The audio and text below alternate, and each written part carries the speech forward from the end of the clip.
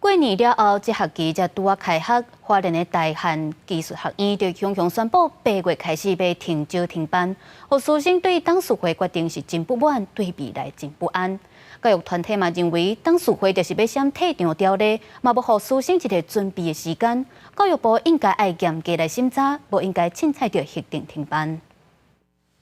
一日天讲学校董事会宣布要伫今年8月开始停招停班，学生大部分为家己的未来感觉不安，老师更较是紧急召开临时校务会议，会中做出3点决议，希望会当保证学生也甲教职人员的权益。很怕突然没办法毕业，然后学习也会受影响。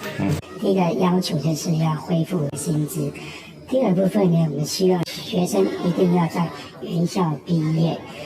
第三个部分能够成立一个专门的委员，针对这资金的问题做深入的了解。大汉技术学院伫1977年创校，学生人数上侪捌超过7000人。去年8月就捌传出董事会讲要停班，迄个时阵学校阁对外表示会延续经营，无想到今年才拄开学，又阁传出要停班的消息。就是少子化的关系，学校学生越来越少，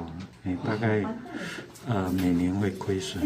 即使是还没有收到董事会送过去的停班计划。教育部技职司表示，学校法人若是经过评估无法度继续办学，应该照私校法这规定，拟定停校计划，提校务会议报告。伫董事会通过了后，函报教育部。不过目前还无收到任何停办公文，也甲相关的资料。本部收到计划后，会针对停招停办的时程规划、教职员权益、学生受教权等内容进行审查，并提私校咨询会、提办审议会审议，以确保教职员生权益。高教工会认为，大汉技术学院毋是教育部立管的专案辅导学校，即马照私校法退场改办，都是闪法律旁的头一个。师生根本无通准备甲应变，呼吁教育部应该袂使互停办改办。政府应该是第一不可以核准今年度的停办。第二点是说，要比照退场条例学校假如要退，校产就是要由政府来规划使用，而不容个人的董事会